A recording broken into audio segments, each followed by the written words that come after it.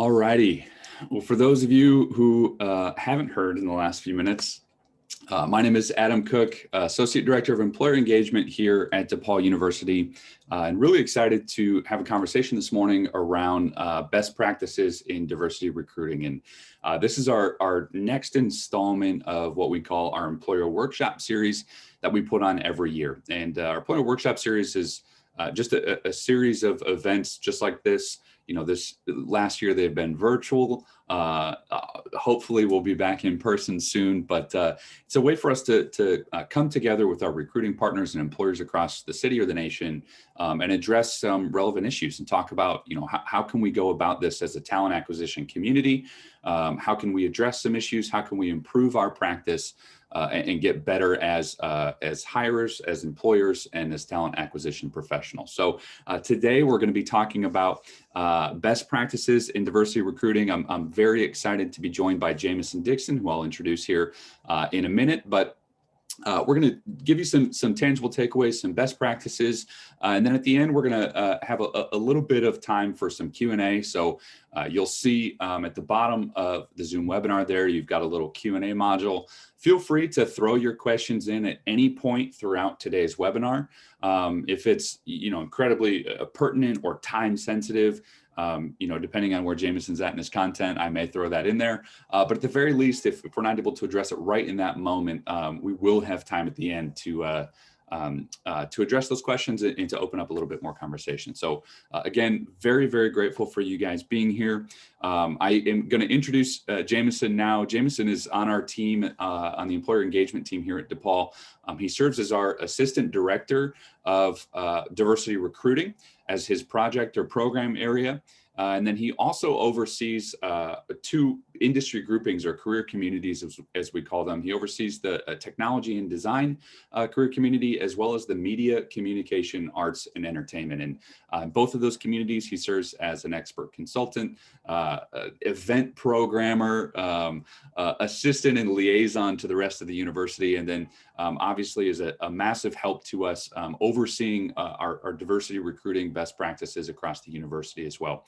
In addition, he's also a fellow with the New Leadership Council or New Leaders Council here in Chicago. And so he's making moves not only at DePaul, but across the city. And so we're really, really grateful to have him join and share. So without any further ado, I'm going to stop sharing my screen and I'll pass it over to you, Jameson. Awesome. Can you hear me okay, Adam? Yep. Perfect. Thanks, Adam, for that introduction. That's great. Welcome, everybody. We really appreciate you all joining us today. We're going to jump right into our presentation, and I'm super excited to present to you all about this very important topic. And so we're going to get started, and particularly just to ensure that my screen here set up. Awesome. So again, thanks, Adam, for that introduction. Thank you, everybody, for joining us today. This is again, we appreciate your interest in this important topic, as well as your commitment to diversifying your organizational recruitment efforts. I think it's very important, and I'm excited to chat with you all today about some best practices. My name is Jameson Dixon, as Adam mentioned, and I'm the Assistant Director of Employer Engagement and Diversity Recruiting in the Career Center. And again, as Adam mentioned, I oversee two career communities, as well as work very closely on diversity recruitment initiatives. And it's been a great time, I will say, over the last year, really learning more about this effort and really, thanks, Adam. Okay. Oh, okay. You guys can totally see my notes there. I didn't know that they were visible, so I will fix that. Okay. Thanks, Adam. Again, as we've talked, this effort, particularly diversity recruitment over the last year in career services, we've really worked to build a really intentional recruitment strategy. And one of the best ways that we've discovered by doing that is really developing some very intentional ways for you as an organization, some very tactical ways for you as an organization to really organize your diversity recruitment strategy and to really organize how you actually implement diversity recruitment strategy across your organization. So our discussion highlights today, we're going to talk about what is diversity recruitment, We're also going to talk about diversity recruitment at DePaul and really how we at DePaul University see diversity recruitment. What can we in the Career Center help you with? What are our ways of supporting your diversity recruitment strategy?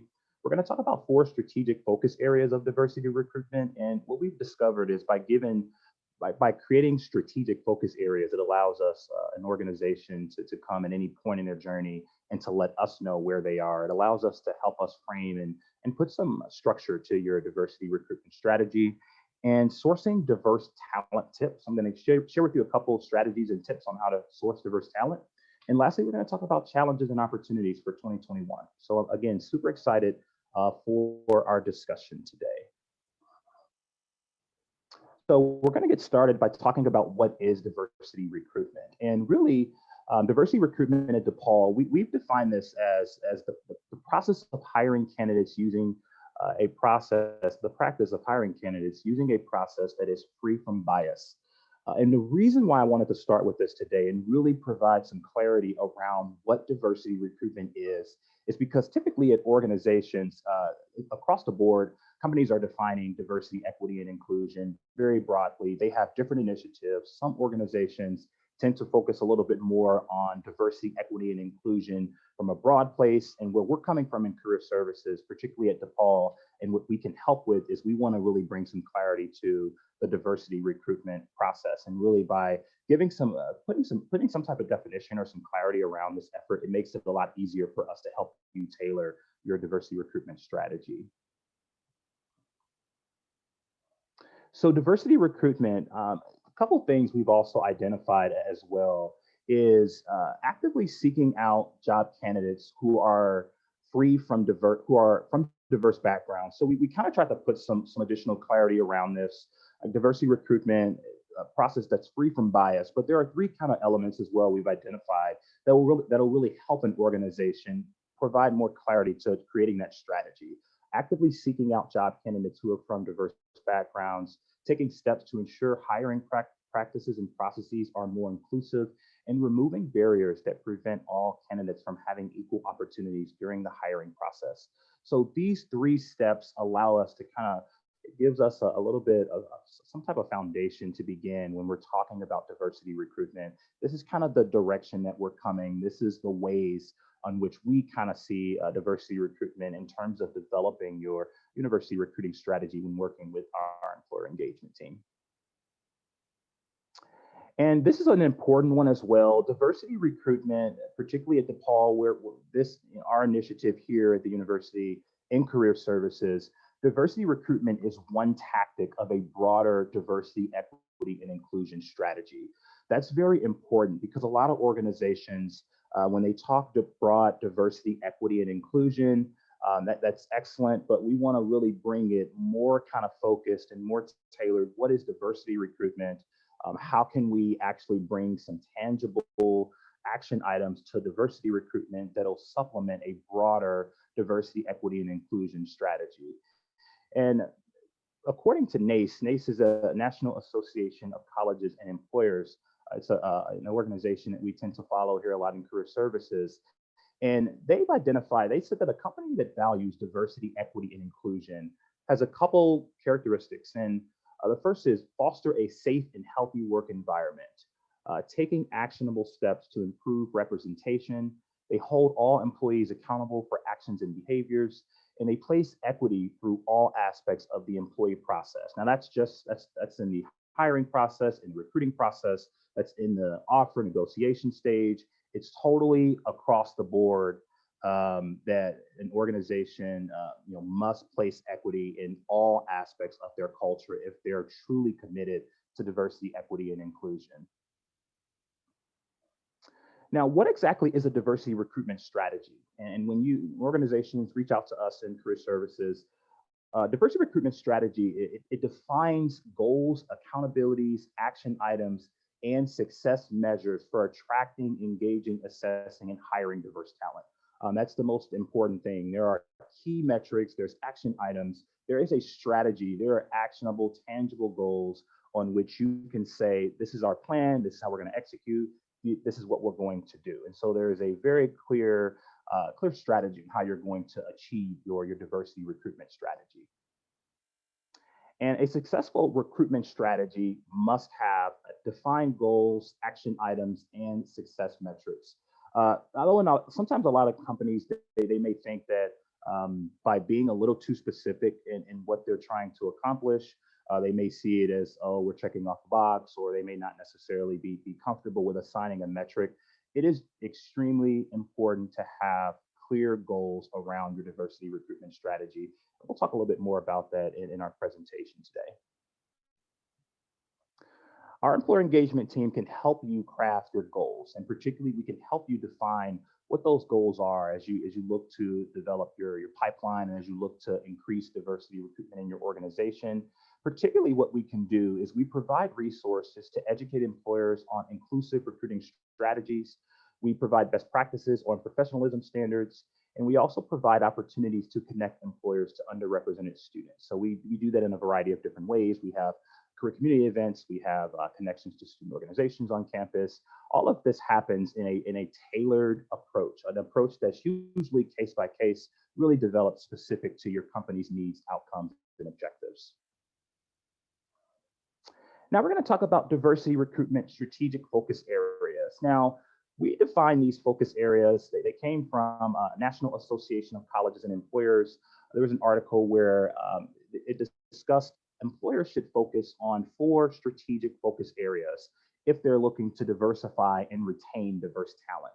And doing the research, these 4 areas really made sense, and really these are pretty broad best practices, broad strategic focus areas. And our goal is to give any organization, regardless of where you are in your process, some ways to kind of start. You can pick any of these focus areas and say, hey, I'm going to begin here. You could potentially take a focus area away and say, okay, we've already done this. We're going to move to another area. But our objective is we in the Career Center, we meet students where they are in their career journey, and we want to do the same thing to employers. So regardless of where you are in your process, our team can help support. And our objective with these strategic focus areas is to give you some clarity around how to structure creating your strategy. So the 4 strategic focus areas we're going to talk about today. Number 1 is we're going to align recruitment efforts to business needs. It is very imperative to have your recruitment efforts aligned to critical needs of your business. You have to be able to measure success and ensure that there's accountability for those metrics. And we'll talk about that. Number 2 is invest in training and educational resources. That is extremely important, and we'll talk more specifically about the importance of cultural competence in the workplace. Number 3 is develop pipelines that deliver diverse talent. Internship programs, fellowship programs, apprenticeship programs are all programs that help deliver diverse talent to your organization. And the last one we're going to talk about today is ensuring that your company branding is inclusive. That's not just the images, but what are the messages that are in your communication, as well as on Glassdoor? What are candidates talking about? What is the online brand of your organization? We're going to talk about that today. So we're going to start with focus area number 1. And to begin, we're going to talk about align recruitment efforts to the most critical business needs and build measures of success that reflect those priorities. This is extremely important as you develop a diversity recruitment strategy, as you continue to evolve your diversity recruitment strategy. There has to be clear defined goals, why you're doing what you're doing, and really developing metrics on how you're going to measure those goals. And the reason why it's important for recruiting efforts to be attached to the most critical business needs is so there can be accountability.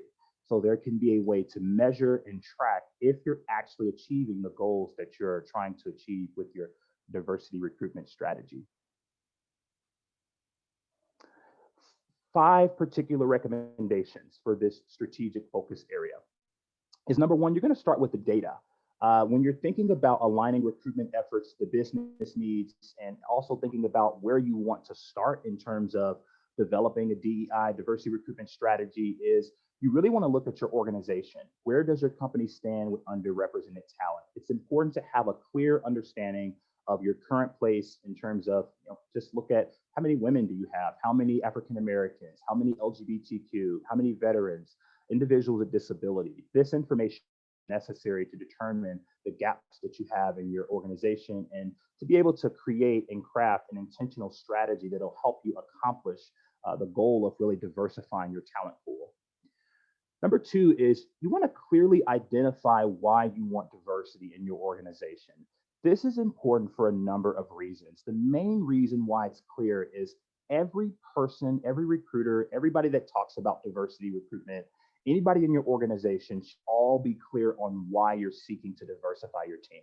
Whether that's in your mission, whether it's an objective of your organization, it should be very, very clear why you're sourcing diverse talent and why you're trying to sell your organization to them.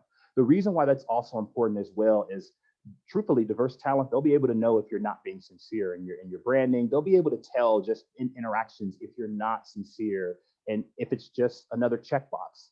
And if it's just essentially another case where, sometimes tokenism is pretty is a big problem in minority recruiting. And so sometimes applicants can really sense that. And if you can clearly articulate why you're seeking to diversify your team, why your company is striving for diversity, it will make it'll be more natural, it'll be more authentic, and individuals, potential candidates will be able to see beyond just the images, slogans, and they'll be able to see that there's actual transparency behind your goals. Number three is you want to clearly identify who you are targeting, who you're trying to target. Particularly, this is very important, 100% completely important in my apologies. This is totally important, really trying to identify who you're trying to target. So it's very important to be very clear. I'm trying to target African Americans. I'm trying to target women. I'm trying to target LGBTQ. When you can clearly identify who you're trying to reach, it makes measuring those goals easier. It makes your entire process so much easier. So clearly identifying your goals, it's totally okay to say you're looking to diversify your staff by more Blacks, more African Americans, et cetera. That's fine to do. And it's really important to set clear and measurable goals, which is number 4. And we'll go through an example of that in a second. The last one here is set a clear strategy for how you're reporting progress. This is important for a number of ways. Number 1 is you want to be able to measure progress over time. You want to be able to look at some industry trends. If you're just starting and you want to be able to look back a year and see where you were, it's very important to track your progress. And that'll look very different by organization. Some companies, they might have an Excel sheet. They may use an Excel sheet, put their strategic focus areas, put a list of tactics, create timelines and measure impact. There's a ton of ways that you can measure, report your progress. And that's really going to be dependent on your organizational goals and what you're trying to accomplish. Here's an example. So company X wants to increase the talent pool of Black engineers by 5% in 16 months. And now, why are they trying to do this? Our mission is to attract and retain talent that reflects our diverse communities, strengthening our culture and value of respect, integrity, and inclusion, resulting in innovation and business success. That is an excellent reason why you want to diversify your team. 5%, it's a very clear goal, 16 months, there's a time frame. This is very measurable. This is something that's practical. And it's something that you can look back on if it does not work and examine what went wrong and move forward in a strategic way, knowing you have some practical takeaways on what worked and what didn't work. How will you achieve this goal? You may review your current sourcing strategies and assess the impact. Are you targeting African American candidates? Are you looking at the right places? You may examine the number of programs a month you may attend a certain number of programs a month to engage with Black talent. How will you measure success? The number of Black talent we engage with at events and programs. This is all just an example. Your organization will, once you've identified your goal and you have a clear why, how you achieve the goal, how you measure your success, and how you track and monitor your progress, all of that will be dependent on your organization. And that last one is, how will you track and monitor progress? Monthly updates to the leadership team, reporting progress, program updates, including successes and challenges. It is very, very important to highlight the challenges. I tell organizations, keep a paper trail of the challenges that you're having. It's just a good way to kind of, one, be able to go back and assess as you're looking at trying new ideas, but also two, it's a good way to hold the leadership team accountable. You can say, hey, we sent you this monthly report and we needed certain resources to move certain initiatives forward. And we didn't have those resources. So if you have that paper trail and really reporting those successes and challenges, whether that's monthly, biweekly, however you decide to do that in an organization, that'll just be a good way for you to, again, keep the leadership team accountable and also keep them informed on what you need to be successful. So according to a NACE survey, about 95% of employers are targeting African Americans in their diversity recruitment strategies for 2021. And you can see there, women is 89%, Hispanic Americans 87%. So there's already a lot of work. Companies are already targeting. They have very specific targets on who they want to reach, which is great. The strategy here is as you're thinking about how do I reach those particular targets, your efforts really should be pretty intentional and focused. And that leads us to strategic focus area number 2. This is really excellent, and I will say this is one of the most important, I think, and that is invest in training and educational resources to cultivate a culturally competent community. This is recruiters, HR partners, hiring managers, business leaders, change advocates, and others. Cultural competence in the workplace is so critical in 2021.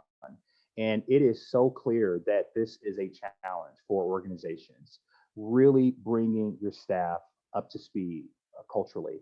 And I will say that this is one of the challenges a lot of organizations have, particularly in the tech space. I see it often is that you have HR managers and hiring managers and individuals who, the team leads, maybe they've been in the industry for a while, and the industry has evolved and things have changed. And so sometimes there is a little bit of a challenge in understanding different cultures.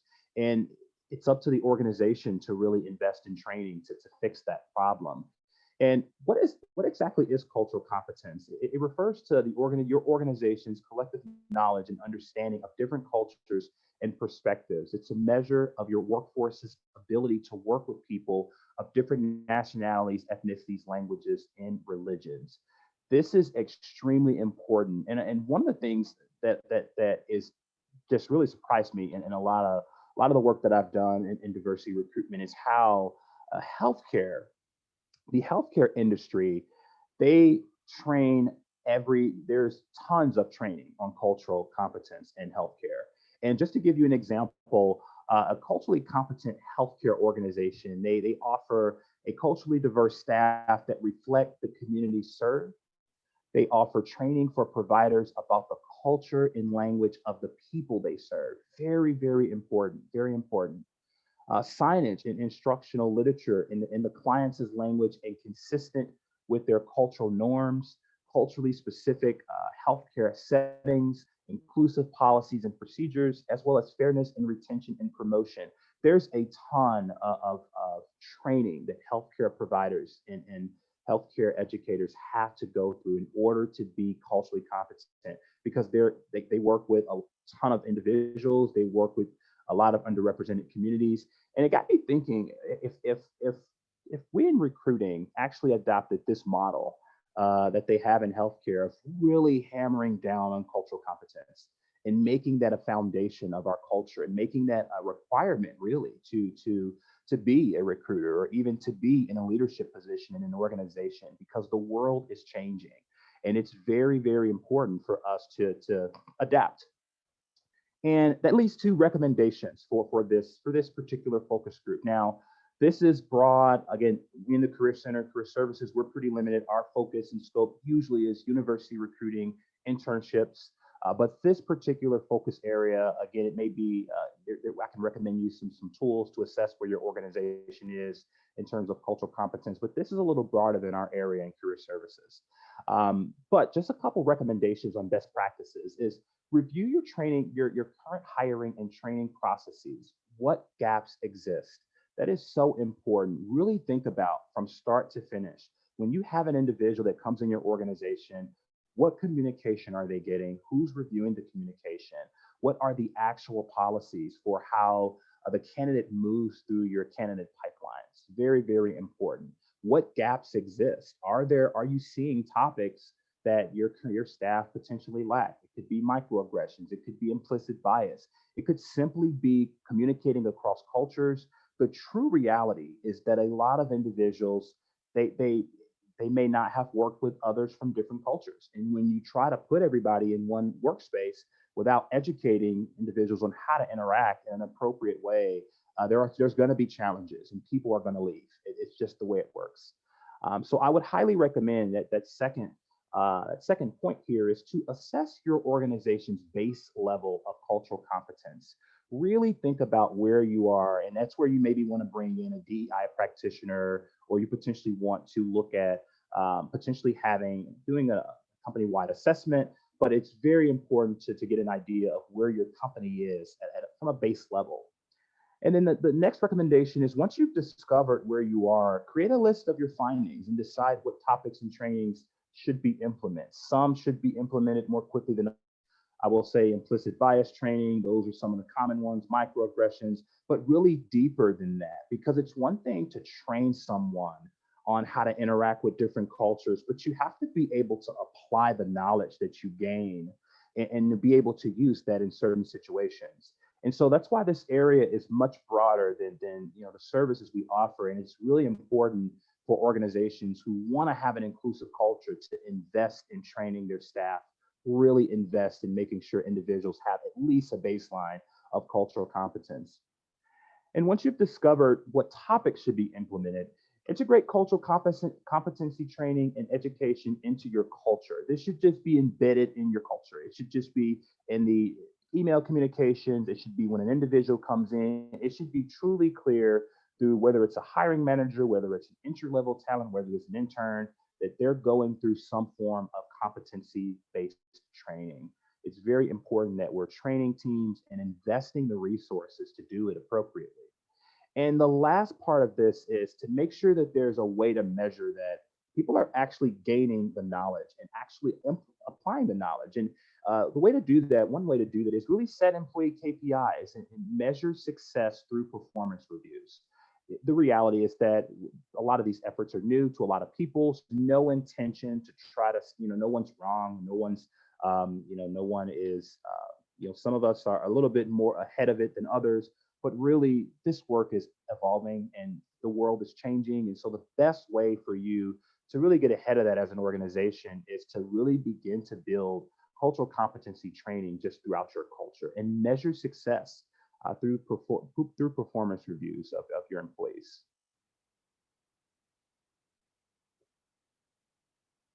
And just some stats on a diverse workforce. Why is cultural competence important?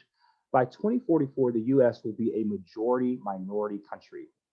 And by 2065, the US population will not have a single ethnic racial majority. And what that means is essentially people are going to come into the workplace, they're going to speak differently, they're going to interpret things differently. There's a lot of people communicate a ton of different ways.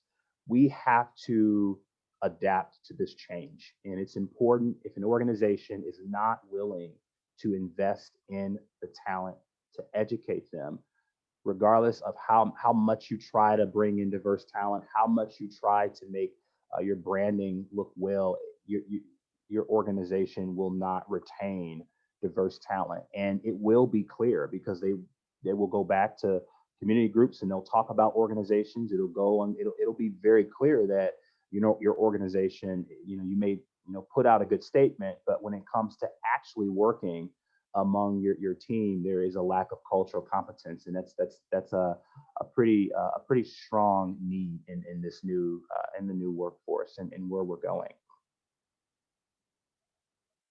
So focus area number 3. This is develop pipelines that deliver high performing diverse talent to your organization, internship programs, leadership programs, and more. What does this mean? This means that your internship program, that's really where we'll help you in career services.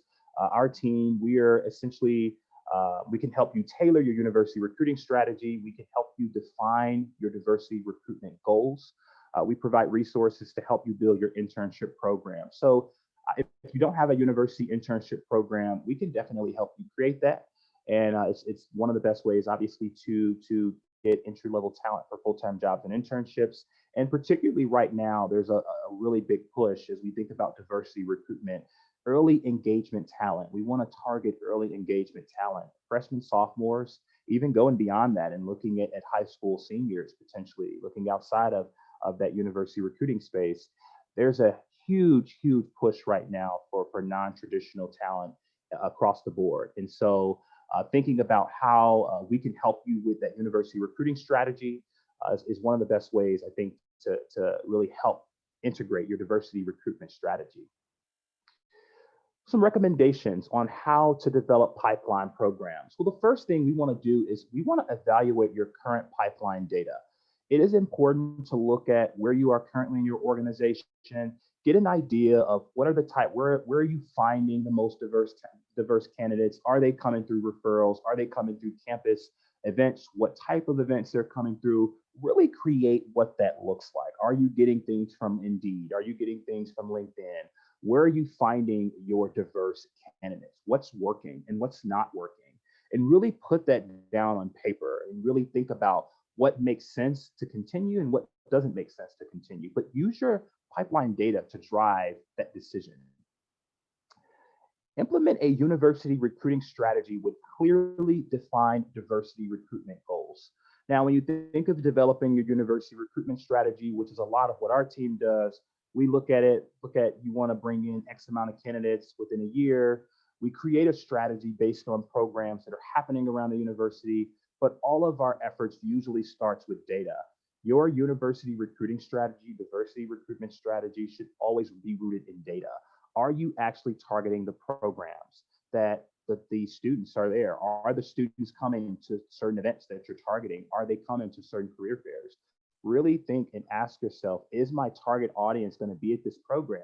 And if they're not, maybe your goal changes. Maybe instead of I want to engage with X number of minority talent at a career fair, perhaps it's I want to cast a wide net and I want to interact with a wide variety of candidates at a career fair. And from those candidates, I'm going to begin to see if I could source diverse talent. So really think about different ways that you can identify some intentional goals around your university recruiting strategy as well as your diversity recruitment strategy. Number 3, target programs to engage early career talent and non-traditional candidates. This is very important as well. Seeing it across the board, internship programs are really targeting, some of them are moving to first and second year. We're seeing apprenticeship programs, fellowship programs. So think about what your target is with that early career talent. And how can we tailor and target programs that really engage with that population? And same thing with non-traditional candidates. In the technology industry, we're seeing across the board, a lot of large tech companies, you don't need to have a college degree. And so think about what that does to a candidate coming through your pipeline. If you have someone that's never went to college, that may not be familiar with that traditional interview process. They may not be familiar with how to send a professional email. They may not be familiar with what it's like to work in a professional culture. These are the things that we have to consider when we're bringing in a non-traditional candidates, but really think about targeting programs to those audiences that could really help develop and grow that pipeline. Number 4 is engage with student organizations and partner organizations on identity-based topics and programs. This is one that I recommend to organizations for a couple of reasons. Number 1 is, as an organization, you get to go to certain programs and you get to actually hear what the target audience, what are their concerns? A lot of students, for example, minority African-American students, pre-COVID, when we were in session, there were sessions about Black hair in the workplace. There were problems about imposter syndrome in the recruiting process. How do you get over that? How do you get over feelings of inadequacy in the interview process when you know you have the skills to do the job, but you may not have come up through the traditional, a traditional way to get there. It creates these barriers for talent that may not be visible traditionally through some of the other university recruiting strategies. You have a candidate that goes through a college career center. Those candidates are usually pretty They're pretty prepped. We send them through interview prep. They come to our career fairs. We have a ton of programming for them. But candidates who are, don't go through that process are not usually as prepared. So thinking about going to identity-based programs, it really gives you an idea of, wow, what are the concerns of certain target groups? And how can our organization, one, develop programs to address some of those concerns, or potentially two, how can we potentially go and incorporate your employee resource groups? Employee resource groups are a big, huge in organizations, and they tend to help kind of navigate some of these conversations with certain target audiences. And number 5 is review your interview process for consistent policies and procedures. Again, very important as you think about diversifying that talent pipeline. You want to make sure that all your processes are consistent, all your policies and procedures are consistent. Students, minority talent, they pay attention to these things. They're paying attention to processes, they're paying attention to procedures, and they're seeing if there's consistency. And if there's not consistency, usually it's noticed, and it may be unintentional, but it does hinder, I will say it does hinder underrepresented talent in your organization. So it's very important to keep your processes very, very consistent. And that's also very important for promotions, very important for promotions. And how an intern coming into your organization, what is that path for them? Is there a path for them to intern a full time? Is this just a temporary internship? Being very transparent and clear about those things can really help set you apart from other organizations. If we talked about building partnerships, here's a list, just if anyone thought I would throw this up there. A couple organizations, women, African American, Asian, disability, plus veterans, Latino, LGBTQ. Here's a couple organizations. Just to really, one of your objectives with building intentional partnerships is you want to go where your audience is. That's very important. You want to know what are the challenges that your audience face. And so here's just a list of partnership organizations. I can totally share more. There's a ton of organizations that are very active, that are very, very focused on career development, and they're focused on getting opportunities to underrepresented talent. So I would highly suggest, in addition to these, we can share more. But if you do your research, if you go and just, again, search tons of organizations and tons of ways that you can share opportunities, potentially certain job boards targeting certain target groups. But I thought this would be a good slide just to show. Okay, focus area number 4. Focus area number 4. We're going to ensure that your branding is reflective of the community and reinforces the organization's commitment to diversity, equity, and inclusion. This is very, very important as well. It's very, very critical as an organization. Your branding, your messaging, everything should be in sync. It should be very clear going to your website that you are committed to diversity, equity, and inclusion. The first thing is, what are your values? Is equity and inclusion in your values? Is it in your mission? Is it clear on your website? Can we see a diversity, equity, and inclusion statement? How is a potential applicant able to see beyond just a statement and slogans? What are some things that are happening what's happening at your organization? Are you celebrating different cultures? Are you celebrating certain types of events? Black History Month would be a great time to celebrate and showcase commitment to culture in the workplace, which it would be a great way to show commitment to diversity and inclusion. But are you being intentional with how you're celebrating and again, showing that it's not just a one-off thing. It has to be a part of your culture.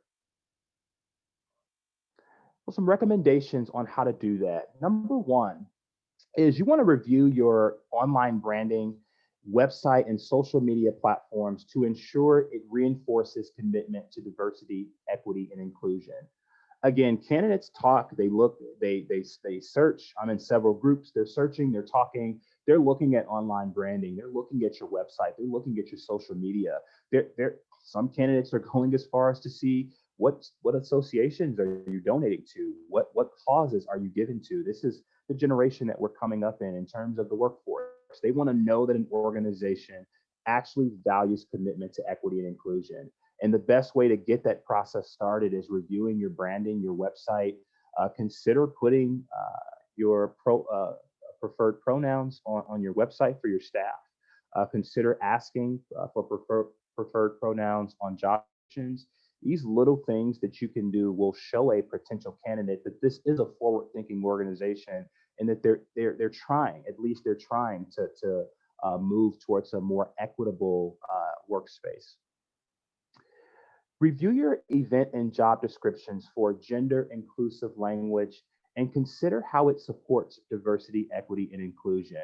We'll share a couple tools. I'll share some tools on how you can run your job descriptions through certain keyword catchers. It'll help you determine if it's an inclusive, if you have inclusive language.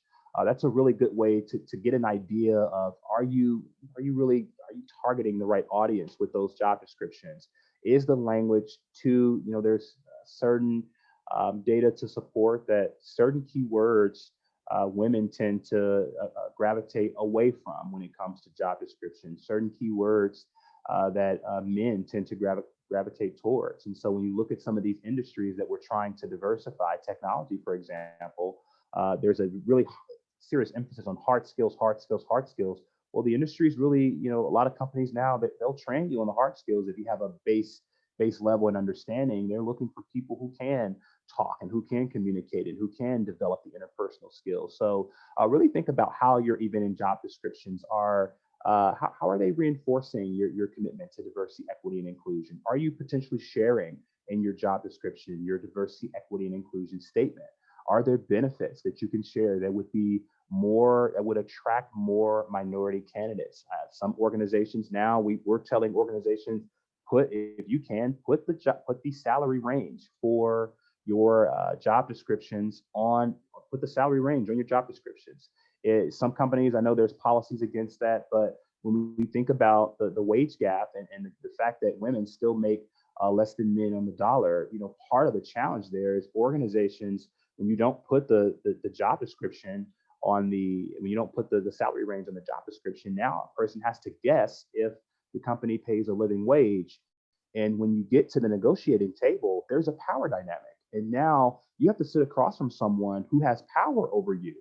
And you have to try to negotiate with them in a way that, doesn't really feel, it's not the most comfortable.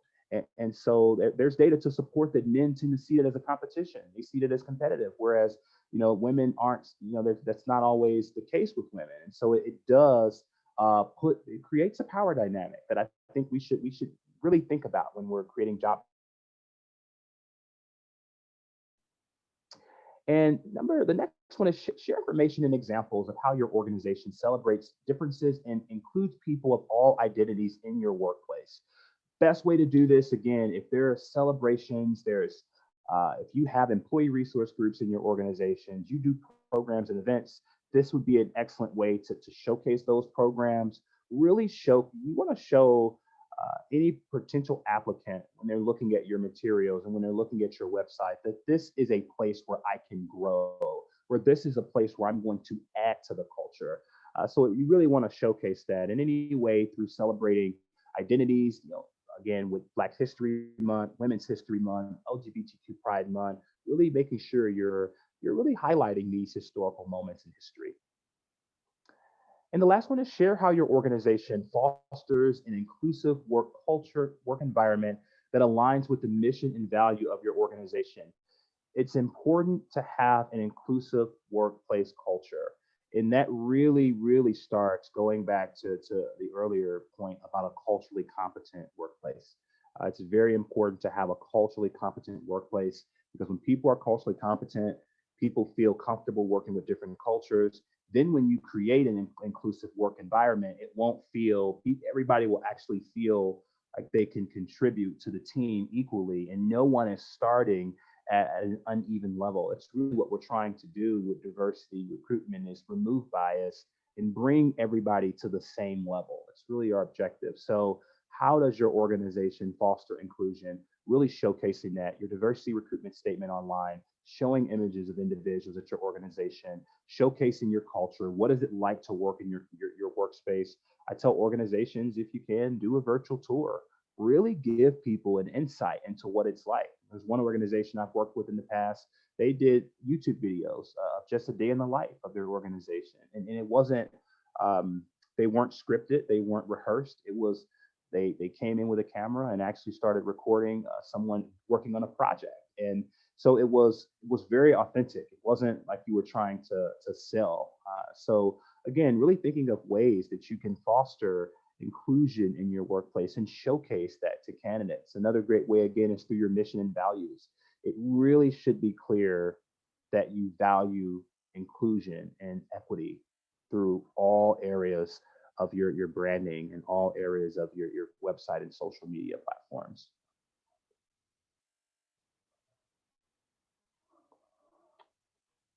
So, going to talk about some sourcing diverse talent tips. And number one is expand your partnerships. In addition to universities, try nonprofits, high schools, identity-based organizations and programs. Really thinking broader than some of your, potentially thinking a little bit broader than universities. I know obviously in the Career Center will help you tailor your strategy for university recruiting, but thinking a little broader and looking at some other ways to partner with organizations. Target your outreach. Make sure your messaging is targeted to the right audience. It's very important. Talked about going to identity-based programs. That's a great way to really, again, learn more about what are the particular challenges of a group you're targeting. And then next is search for targeted groups on social media platforms. I'll talk about this in the next slide. And you want to expand your diversity recruitment target. So consider other underrepresented groups, people with disabilities, veterans, neurodiversity. Really broaden your scope of diversity recruitment. What does it actually mean? And as we think about the new workforce that's coming in, we're going to have to make sure we're being very aware that diversity is not just limited to race; it's broader than that. And so that should be reflected in your job descriptions. It should be reflected in your mission and your organizational promotional material. Sourcing diverse talent tips. So here's a couple of just some examples: Slack channels, Facebook groups, LinkedIn groups. I will tell you that the Facebook groups are very active. I'm finding a ton of resources in these groups, very, very active. Women's Veterans group is super active. Black in Information Technology is super active. Black in Gaming. So these are great ways to source diverse talent. These are very active groups. And so just to give you some tips, I've reached out on these platforms and sourced, I've helped candidates get roles just by reaching out. I've also used the platform to tap for speakers. These candidates are usually very interested in connecting with recruiters and hearing about opportunities. And this is just an interesting trend I want to drop in here. One thing I'm finding is there's a new app coming out. It's called Clubhouse, and I'm seeing a lot of diverse talent in tech on here. And you can see I just screenshotted a few, and they're hosting programs. It's a drop-in audio chat type of app. I guess you can only speak. There's no video. You do put up a photo. I believe it's still in development. You can only get invites right now, but I'm seeing a lot of underrepresented talent use this. They're having career-related conversations, particularly in tech.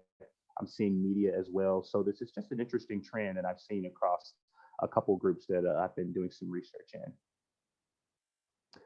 And last thing, I know I'm on time here. I'm going to leave some time for a couple questions. A couple challenges and opportunities for 2021. Now, first challenge I'll say is leadership team may not be on board. They may want diversity, but doesn't want to commit to anything. I'll say bluntly, this is an opportunity to hold leaders accountable. In 2021, leaders have to be held accountable. They have to be on board with these initiatives. It is imperative to really ask your leadership team if diversity is not a value, if there's no metrics set around what we're trying to do, really ask for that clarity and really it's okay to say, hey, we know this is a trend. We need to make sure that our staff is culturally competent. How can we invest in resources and training? What can we do?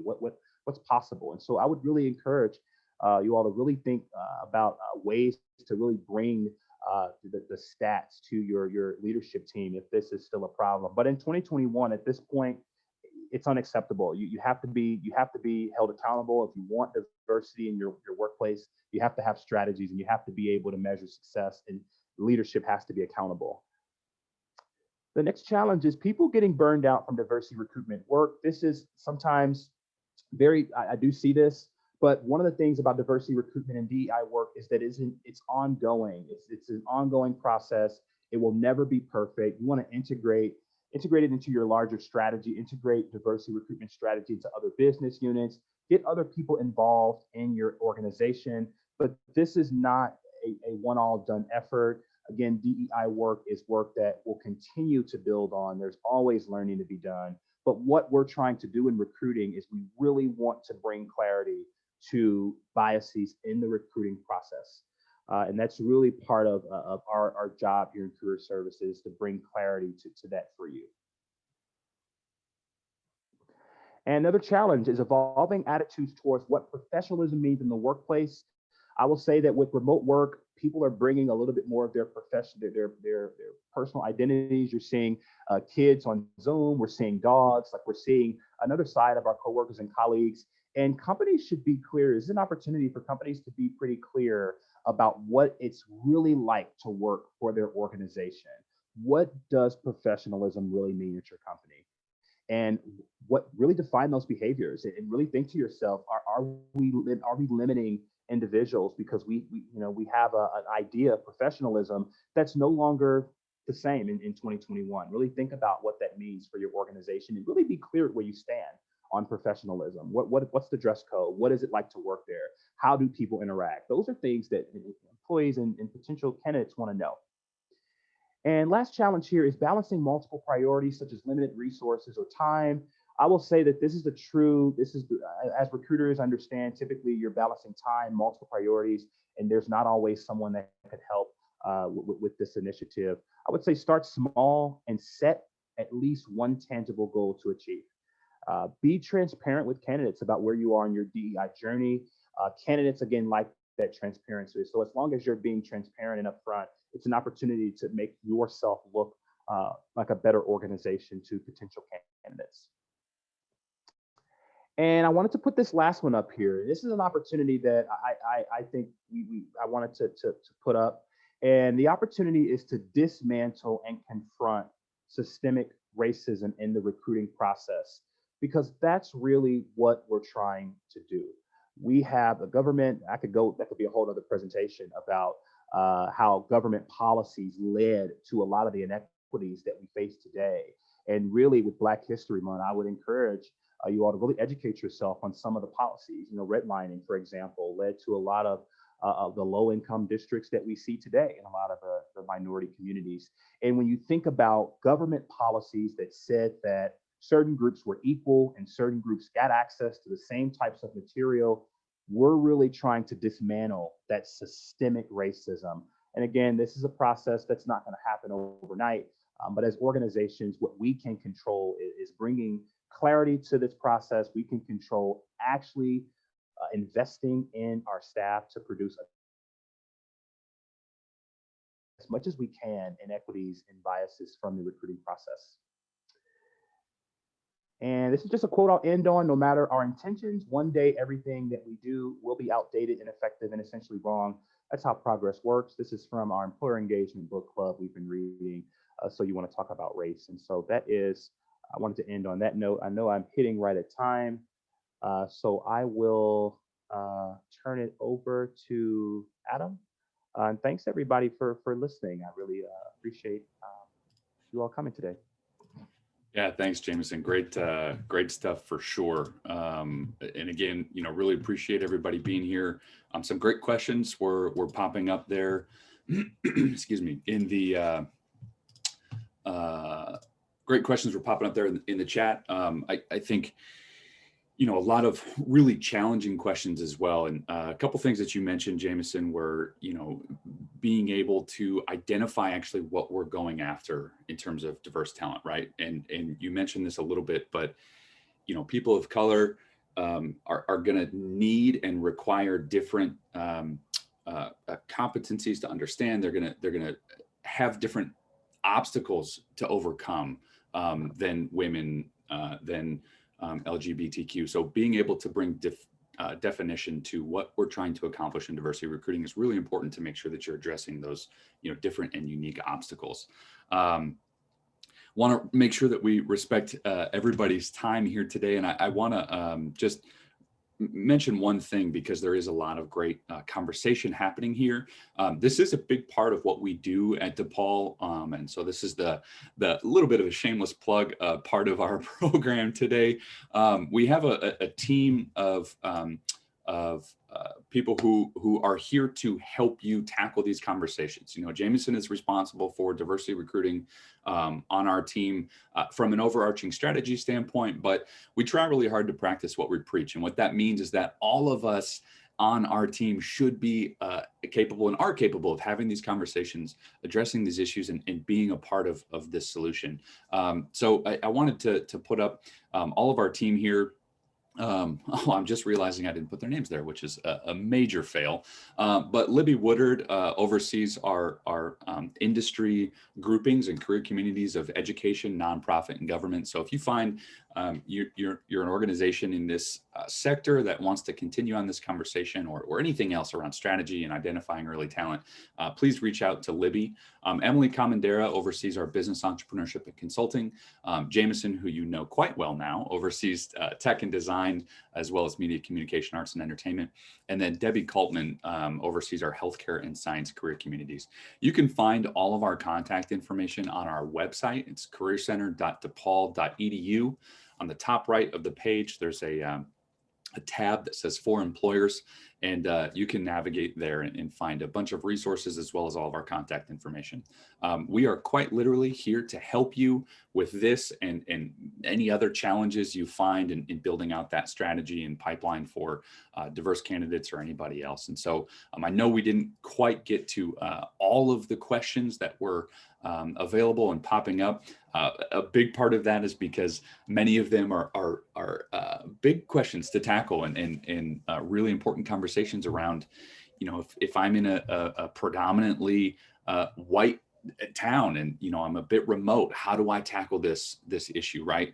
This is something that I want to do, but I've got these unique obstacles. Questions around, how do I ensure that my branding in terms of having a diverse and inclusive workplace, how do I make sure that that's coming through in an authentic way and isn't just lip service, right? Great questions that we would love to continue having a conversation with everybody on this. So please don't hesitate to reach out. I put my contact information in the chat. I'm going to drop it in there one more time so you can reach out to me as well. Am I going to drop it in the chat? Jameson, do you mind dropping my email address in the chat? For some reason, my button disappeared.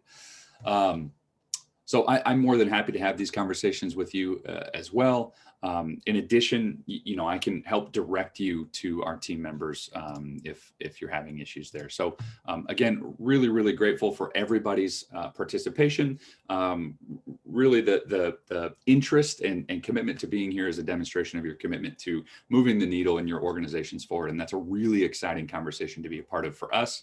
I hope with the amount of people that are here, it's an exciting a conversation for you to be a part of as well. So thank you, everybody. Again, I'm really grateful for your time, and we hope that we talk to you all very soon. Bye, everybody.